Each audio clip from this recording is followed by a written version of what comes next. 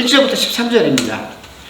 자, 이러므로 그리스도의 일로 너희 이방인을 위하여 갇힌 자 된 나 바울이 말하거니와 너희를 위하여 내게 주신 하나님의 그 은혜의 경륜을 너희가 들었을 터이라. 곧 계시로 내게 비밀을 알게 하신 것은 내가 먼저 간단히 기록한 것 같으니 그것을 읽으면 내가 그리스도의 비밀을 깨달은 것을 너희가 알 수 있으리라. 이제 그의 거룩한 사도들과 선지자들에게 성령으로 나타내신 것 같이 다른 세대에게서는 사람의 아들들에게 알리지 아니하셨으니 이는 이방인들이 복음으로 말미암아 그리스도 예수 안에서 함께 상속자가 되게 되고 함께 지체가 되고 함께 약속에 참여하는 자가 됨이라. 이 복음을 위하여 그의 능력이 역사하시는 대로 내게 주신 하나님의 은혜의 선물을 따라 내가 일꾼이 되었노라. 모든 성도 중에 지극히 작은 자보다 더 작은 나에게 이 은혜를 주신 것은 측량할 수 없는 그리스도의 풍성함을 이방인에게 전하게 하시고 영원부터 만물을 창조하신 하나님 속에 감추어졌던 비밀의 경륜이 어떠한 것을 드러내게 하려 하심이라. 이는 이제 교회로 말미암아 하늘에 있는 통치자들과 권세들의 하나님의 각종 지혜를 알게 하려 하심이니 곧 영원부터 우리 주 그리스도 예수 안에서 예정하신 뜻대로 하신 것이라. 우리가 그 안에서 그를 믿음으로 말미암아 담대함과 확신을 가지고 하나님께 나아감을 얻느니라. 그러므로 너희에게 구하노니 너희를 위한 나의 여러 환난에 대하여 낙심하지 말라. 이는 너희의 영광이니라. 아멘. 자, 지난주하고 똑같은 본문인데요. 오늘은 제목이 계획된 하나님의 경륜과 이제 비밀입니다. 오늘 굉장히 중요해요. 그동안 이제 했던 것들에 대한 이제 복습 겸 총정리이면서 이제 교리에 대한 이제 부분인데요. 아주 중요한 부분입니다. 그동안 조금 놓쳤더라도 오늘만 집중하면 이제 모든 것들이 이제 다 정리가 될 수 있는 아주 중요한 부분인데요. 자, 에베소서 이제 10강 이제 계시된 하나님의 경륜과 비밀에 대한 이제 얘기인데요. 계시된 하나님의 경륜과 비밀. 자, 먼저 우리가 이제 본문 이제 1절을 이제 볼 필요가 있습니다. 자, 같이 읽어볼까요? 이러므로 그리스도 예수의 일로 너희 이방인을 위하여 갇힌 자 된 나 바울이 말하거니와. 자, 본문 1절을 통해서 바울 자신은 지금 어디에 있는 겁니까? 바울은 지금 감옥에 갇힌 자 되었다고 지금 고백하고 있죠. 자, 그런데 첫째, 그런데 감옥에 갇힌 상황 속에서 이런 상황 속에서도 바울이 한 일은 무엇일까요? 첫째는 예수의 일로 이방인을 위하여 감옥에 갇힌 자가 되었다고 고백하고 있고요. 둘째는 바울은 감옥에 갇혀있는 상황 속에서도 이방인을 위하여 했던 일이 있습니다. 그것이 뭐냐 그러면 그것은 하나님께서 계시를 통해서 자신에게 보여주신 하나님의 은혜의 경륜의 비밀을 알려주는 일이었다라는 거예요. 자, 2절, 3절을 이제 우리가 볼 필요가 있는데요. 자, 같이 읽어볼까요? 너희를 위하여 내게 주신 하나님의 그 은혜의 경륜을 너희가 들었을 터이라. 곧 계시로 내게 비밀을 알게 하신 것은 내가 먼저 간단히 기록한 것 같으니 라고 그랬어요. 자, 여기서 계시라는 것은 뭘까요, 여러분? 계시. 열어서 보여주다 라는 뜻이거든요. 그러니까 사람의 지혜로는 알 수 없는 이 진리를 하나님께서 열어서 보여주시면서 깨닫게 하시고 알려주시다라는 그런 의미예요. 그렇다면 하나님의 이제 경륜의 비밀을 이제 알게 이제 했다라고, 그러니까 계시로 내게 비밀을 알게 하신 것은, 근데 2절에 보니까 뭐라고 그랬어요? 너희를 위하여 내게 주신 하나님의 그 은혜의 경륜을 너희가 들었을 터이라 그랬단 말이에요. 그러면 하나님의 경륜의 비밀은 무슨 의미일까요, 여러분? 자, 그 의미를 우리 한번 살펴보자고요. 자, 하나님의 경륜의 비밀이라는 것은 뭐냐면 천하를 다스리며 일에 조직적으로 계획하고 펼쳐나가는 능력, 하나님의 이제 천하를 다스리며 일을 조직적으로 계획하고 펼쳐나가는 하나님의 능력, 이것을 이제 경륜이라는 의미예요. 자, 그러므로 그러므로 사도 바울은 하나님의 계시를 통해서 하나님께서 조직적으로 계획하신 비밀, 즉 예수 그리스도를 하나님께서 누구에게? 바울에게 알려주셨다는 것입니다. 그죠? 자, 두 번째는 그리고 바울은 하나님께서 자신에게 계시를 통해서 알려주신 이 계시 비밀을 누구에게? 그렇죠. 에베소 성도들에게. 그 비밀은 뭐예요? 하나님께서 알려주신 그 비밀은 뭘까요? 예수 그리스도. 그죠? 예수 그리스도를 무엇을 통해서, 바울이 무엇을 통해서 지금 에베소 교회 성도들에게 지금 말하고 있는 걸까요? 편지라는 그죠? 편지라는 이 방편을 통해서 알려주고 있고, 그래서 에베소 교인들은 그 편지를 통해서 하나님의 은혜의 경륜인 이 비밀을 지금 접하고 있는 것입니다. 자, 우리는 본래 본질상 진노의 자녀고 허물과 죄로 죽었던 자녀들이었지만 예수 그리스도의 피로 어떻게 돼요? 다시 살게 되었다는 것이죠.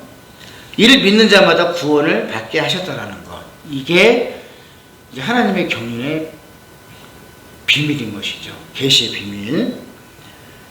자, 그리고 이 편지가 2000년이 지난 오늘날 우리에게도 읽히고 있는 것입니다. 우리는 이것을 뭐라고 불러요, 지금? 성경이라고 부르고 있잖아요, 여러분. 그죠? 성경. 그리고 이 성경을 바로 뭐라고 얘기하냐면 계시된 하나님의 말씀이다, 이렇게 얘기하고 있는 거예요. 계시된 하나님의 말씀. 즉 성경은 바울의 말씀처럼 계시된 하나님의 계시를 문서로 기록하였고, 아주 중요한 얘기예요. 그러니까 즉 성경은 오늘 이제 바울이 얘기하고 있는 것처럼 하나님의 계시를 문서로 기록하였고, 우리는 문서로 기록된 그 성경을 통해서 하나님의 계시를 보고 있는 거죠. 아멘? 아멘. 그러므로 우리는 성경을 읽을 때마다 세상 사람들은 알지 못하는 하나님의 계시를 보고 있는 것입니다. 깨닫고 있는 거예요. 그 비밀의 경륜을 깨닫고 있는 거예요. 그래서 하나님의 경륜을 깨닫게 되는 이 감동과 기쁨을 우리가 느끼고 충만하게 되는 것입니다. 아멘. 자, 그럼 두 번째. 자, 그렇다면 성경을 통해서 깨닫게 되는 것은 무엇일까 하는 거예요. 하나님께서 바울을 통해서, 그리고 2000년 지난 오늘날 우리들에게 주시는 성경을 통해서, 계시를 통해서 이 문서화된 이 성경을 통해서 우리에게 주시는 이 감동, 깨닫게 되는 이 감동은 무엇인가 하는 거예요. 첫째, 이 복음의 완성인 예수 그리스도라는 거예요. 복음의 완성인 예수 그리스도. 자, 누가복음 24장 27절을 우리가 읽어볼 필요가 있습니다. 함께 읽어볼까요? 이에 모세와 모든 선지자의 글로 시작하여 모든 성경에 쓴 바 자기에 관한 것을 자세히 설명하시니라. 누가? 예수 그리스도께서. 그러니까 모든 성경은 바로 누구에 대해서 기록한 것이에요? 예수 그리스도. 복음의 비밀은 뭘까요? 예수 그리스도예요. 그죠? 그리고 복음의 완성도 뭐예요? 예수 그리스도. 예수께서 말씀하신단 말이에요. 이에 모세와 모든 선지자의 글로 시작해서 그렇단 말이에요. 그죠? 모세와 모든 선지자의 글로 시작해서 모든 성경에 쓴 바, 모든 성경이 뭐예요? 성경이 66권이죠. 그죠? 그런데 여기서는 이제 예수님께서는 이 신약이 있기 전이니까 구약 성경 39권에 모든 성경에 쓴 바, 그러니까 모든 성경은 누구에 대한 기록이라는 얘기예요? 예수 그리스도에 관해서 기록된 거라는 거예요. 이미 지금 그걸 얘기하고 있는 거예요. 그러므로 우리는 성경을 읽을 때마다 성경을 통해서 계시된 누구를 만나게 되는 거예요? 그렇죠. 예수 그리스도를 만나게 되는 거예요. 그래서 성경을 우리가 창세기 지금 읽고 있죠. 창세기 읽고 이제 다 끝났고 지금 이제 출애굽기도 읽고 있죠. 그래서 우리는 창세기를 통해서 읽게 되면 거기서 발견되는 게 있어야 돼요. 뭘 발견되냐면 창세기를 통해서 우리는 예수 그리스도를 발견해야 되고요. 출애굽기를 통해서 예수 그리스도를 발견하게 되고, 그 다음에 레위기를 통해서 예수 그리스도를 발견하는 거예요. 그렇게 되는 거예요. 그래서 모든 성경은 바로 예수 그리스도를 예표하고 있어요. 아멘? 지금 예수님이 그걸 얘기하고 있는 거예요. 지금 바울이 지금 그걸 얘기하고 있는 거고요. 그래서 오늘 되게 중요한 부분을 지금 다루고 있는 것입니다. 자, 그리고 두 번째, 그렇다면 성경을 통해서 깨닫게 되는 것은 무엇일까 했는데, 첫째는 복음의 완성인 예수 그리스도고, 두 번째, 성경을 통해서 깨닫게 되는 게 두 번째가 뭘까요? 같이 읽어볼까요? 두 번째, 회개. 자, 같은 부분이에요. 누가복음 24장 27절에는 예수 그리스도라고 그랬는데, 그 다음에 같은 장 누가복음 24장 47절에는 회개에 대해서 얘기하고 있어요. 같이 읽어볼까요? 또 그의 이름으로 죄사함을 받게 되는 회개가 예루살렘에서 시작해서 모든 족속에게 전파될 것이 기록되었으니, 그게 무슨 얘기냐면 마지막 종말이 언제 오냐 그러면 그의 이름으로 죄사함을 받는 회개가 예루살렘에서 시작해서 모든 족속에게 다 전파되고 나면 종말이 온다고요. 이해되세요? 그러니까 복음은, 그러니까 예수 그리스도에 대해서 성경은 기록됐지만, 그러니까 복음은 바로 그러니까 모든 사람을 회개시키는 거라고요. 회개. 그래서 제가 항상 말씀드리잖아요. 진정한 복음은 회개를 시키는 거라고요. 그래서 예루살렘에서 이제 시작이 됐잖아요. 복음이. 그죠? 그래서 모든 족속에게 회개가 다 선포가 되고 나면 비로소 이제 예수님이 재림이 시작이 되는 거예요. 재림이 오시는 거예요. 그거 지금 얘기하고 있는 거예요. 그러니까 복음이 끝까지 전파가 되면 거기에 바로 이제 회개가 시작 오는 거예요. 그러니까 회개가 있어야만 구원이 있는 거예요, 여러분. 아멘?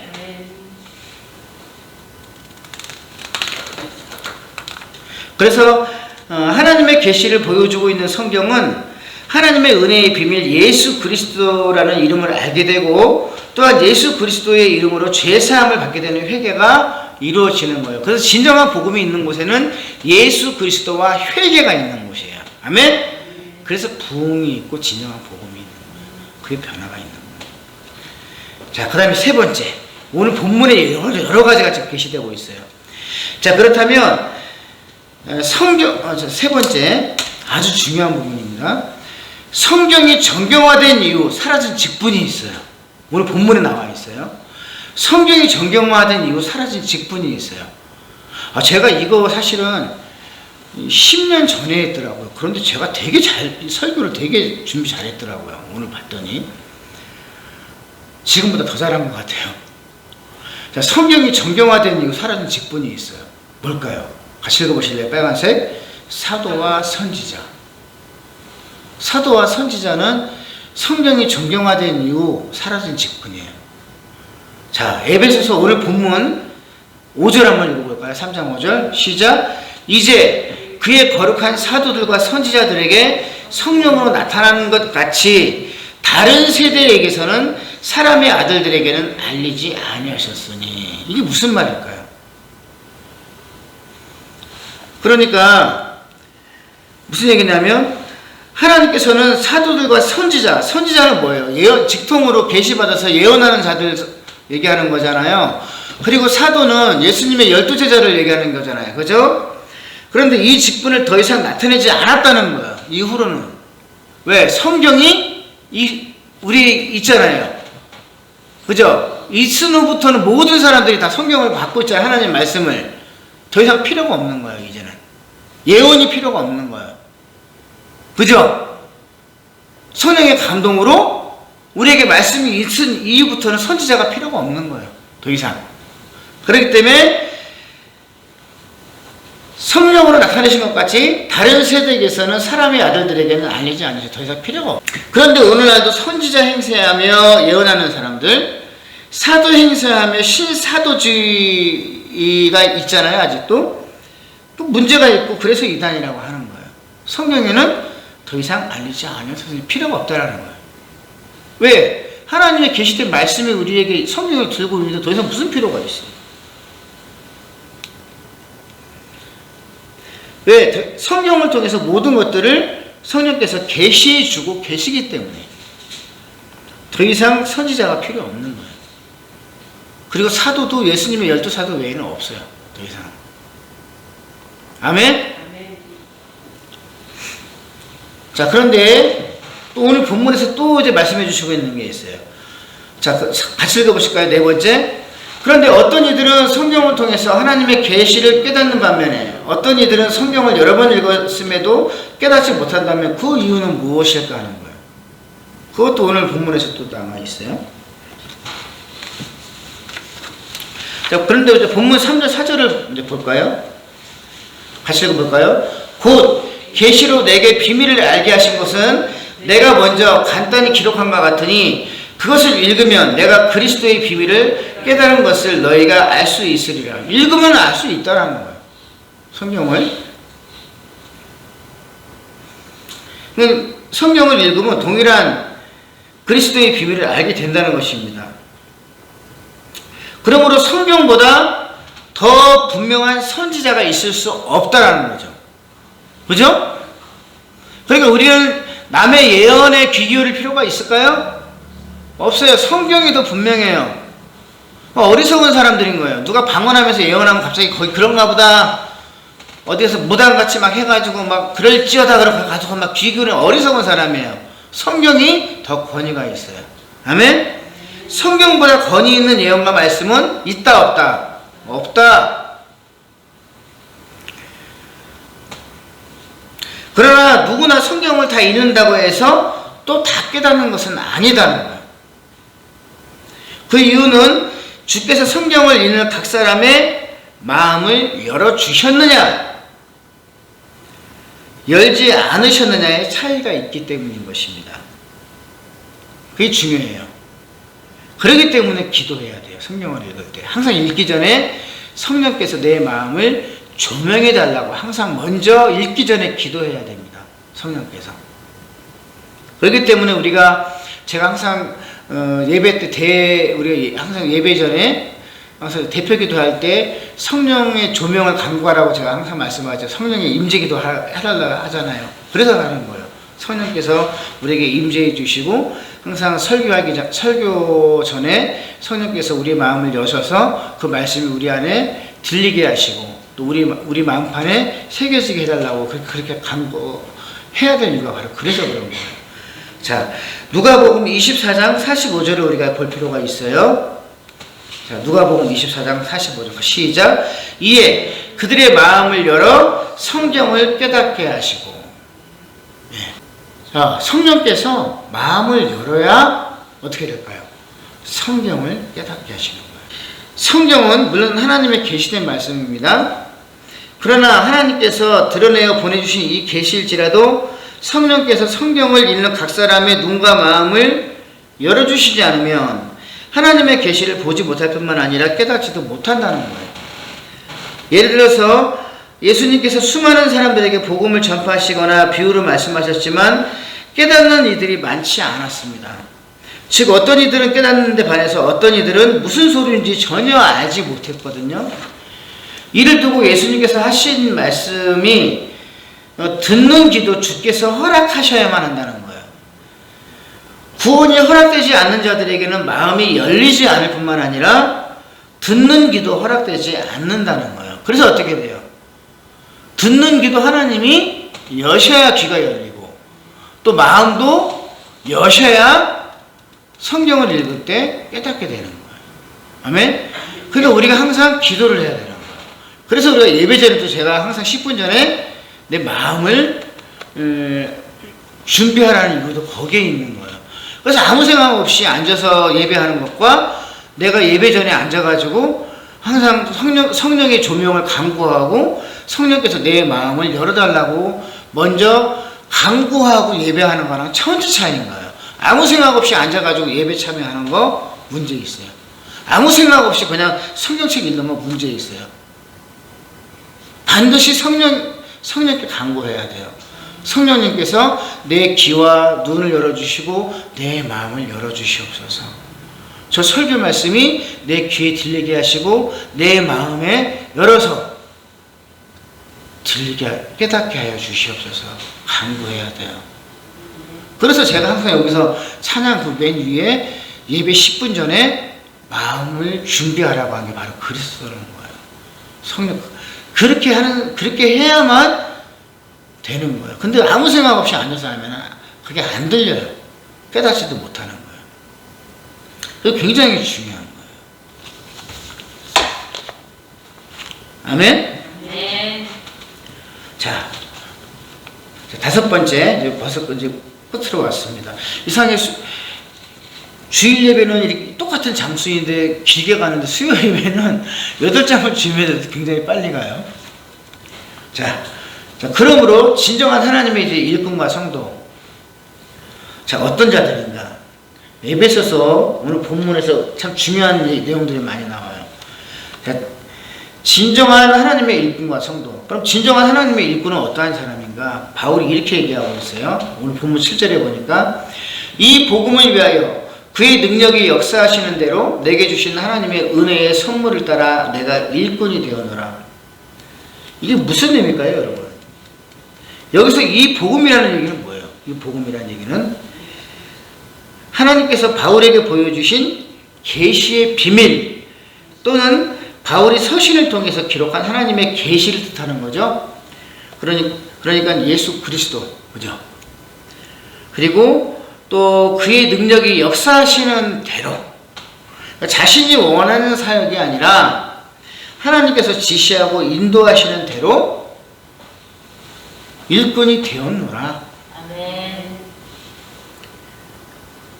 그 이유는 뭐예요? 하나님의 은혜의 선물을 받았기 때문이다. 이렇게 얘기하고 있어요.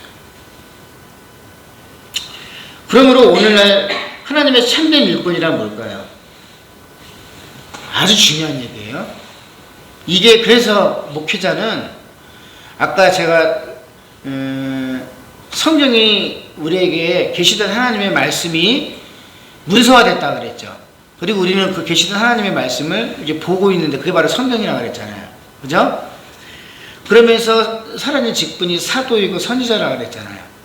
그렇지만 오늘날 세워진 목회자는 사도적이고 선지자적이에요. 그걸 계승했어요. 그런 어떤 사도성이 있고 선지자적이에요. 그 직분을 어떻게 뭐 계승했다라고 볼 수는 있거든요. 그러면 어떠한 면에서 그러느냐? 그래서 하나님의 참된 일꾼은 뭐냐면 성경에 계시된 하나님의 비밀, 즉 이 복음을 잘 풀어서 해석하고 전하는 것이 선지자예요. 선지자. 갑자기 앉아가지고 막 이상한 짓 해가지고 막 잠깐만 기도 한번 할게 그러면서 갑자기 예언하는 게 선지자가 아니고 성경을 잘 풀어서 해석해서 전하는 사람이 바른 하나님의 일꾼이고 선지자라고요. 그게 하나님의 참된 일꾼이라고요. 그리고 그게 그리고 사도성을 계승하는 거예요. 아주 중요한 얘기입니다. 그 다음에 하나님의 참된 성도, 이제 마지막에 이제 12절입니다. 오늘 본문 12절에 대한 얘기인데 진정한 이제 하나님의 성도에 대한 얘기를 하고 있어요. 같이 읽어볼까요? 우리가 그 안에서 그를 믿음으로, 그는 누구예요? 그는 예수 그리스도를 믿음으로 말미암아 담대함과 확신을 가지고 하나님께 나아감을 얻느니라.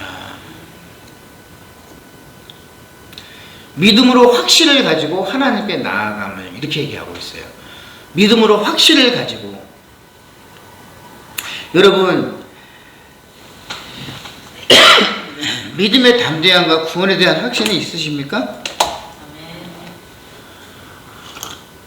그러니까 믿음이 있는 사람은 구원에 대한 확신을 갖게 됩니다. 그리고 그 어떤 고난과 역경이 닥칠지라도 흔들리지 않는 담대함과 확신을 가지고 하나님께서 부르시는 천국의 그날까지 나아가게 된다라는 얘기예요. 그래서 성도는 낙심하지 않습니다. 바울은 이렇게 말합니다. 나의 환난을 보고 낙심하지 말라는 거예요. 아마도 믿음이 연약한 이들은 하나님의 일꾼인 바울에게 닥친 이 가난과 또 궁핍과 환난을 보고 크게 낙심하거나 떠났던 모양이죠. 실례로 디모데후서 1장 15절을 보게 되면 바울은 아시아의 모든 사람들이 나를 버렸노라고 말을 해요. 왜 버렸을까요, 여러분? 왜 바울을 버렸을까요? 그동안 사도행전에 보게 되면 바울이 그냥 1차, 2차, 3차 전도여행을 다니면서 많은 교회를 세우고 그리고 많은 성도들이 있었잖아요. 근데 이제 디모데 후서를 쓰고 이제 바울이 이제 결국은 이제 처형을 당하거든요. 처형을 당하기 전에 이제 바울이 이제 쓴 서신을 보게 되면 아시아의 모든 사람들이 결국은 다 나를 버렸다라고 이제 써요. 참, 참 슬픈 내용인데, 왜 버렸을까요? 누구도 떠나고 다 떠났다고 이렇게 한단 말이에요. 떠난 이유가 있겠죠. 바울을 보니까 늘 고난 가운데 있었고, 또 그리고 이제 감옥에 갇혀 있는데, 좀 바울을 변호해줘야 되는데, 차마 변호를 못하는 거예요. 왜 변호를 못했을까요? 바울을 변호하다가 잘못하면 본인도 엮여가지고 죽을 수 있는 위기에 처하니까 다 도망가 버린 거죠. 이제 결국은 이제 쓸쓸하게 참수형을 당했거든요. 이제 그랬단 말이에요. 그래서 바울은 이렇게 말합니다. 이제 디모데후서 이제 1장 8절 같이 읽어볼까요? 그러므로 너는 내가 우리 주를 증언함과 같이 주를 위하여 갇힌 자 된 나를 부끄러워하지 말고 오직 하나님의 능력을 따라 복음과 함께 고난을 받아라. 나를 부끄러워하지 말라는 거예요. 뭐 오늘날 그런 것 같아요. 그러니까 목회자가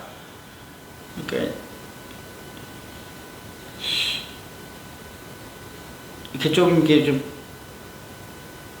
성도들이 좀 그럴까요? 좀 잘 나가는 목회자는 조금 이렇게 좀 좋아하고 좀 고생 많이 하고 좀 이렇게 좀 환난을 많이 좀 겪는 목회자를 보면은 좀 부끄러워할 수도 있을 것 같아요, 그죠? 아마 이때도 그랬나 봐요. 이제 바울이 갇힘받고 고난을 받으니까 부끄러워하는 사람들이 많았나 봐요. 그리고 다 이렇게 바울을 버리고 떠났다라고 얘기하고 있잖아요. 그래서 지금 바울이 하는 말이 갇힌 자 된 나를 부끄러워하지 말고 오직 하나님의 능력을 따라 복음과 함께 고난을 받으라 이렇게 지금 얘기하고 있네요. 그래서 진정한 성도는 하나님의 이제 능력에 따라 복음을 위해 산다는 것은 어떻게 보면 세상의 눈으로 보면 고난이에요. 그러나 믿음의 담대함과 확신 가운데서 보면 영광입니다. 또 예수님의 고난과 십자가의 죽으심을 세상의 눈으로 보면 버림받고 저주받은 사람으로 보여요. 그러나 이 고난은 영광을 이루었죠. 그죠? 또 그러나 믿음의 담대함과 구원의 확신이 없으면 환난과 고난을 두려워하거나 부끄러워할 수밖에 없지만 또 그러나 진정한 성도로 이 땅에 살아가려면 고난과 삶을 두려워하지 말아야 한다는 거예요. 그게 영광이죠. 자, 기도하겠습니다. 하나님 아버지, 생각하면 할수록 부족하고 부족하기만 한데 여기까지 한량없이 베푸신 은혜와 그 크신 사랑에 감사합니다. 하나님 나라와 의를 이루기 위해 각 사람들의 영혼을 사랑하고 고난을 이기고 즐거워할 만큼 인내하는 믿음과 성령을 가득히 부어주시고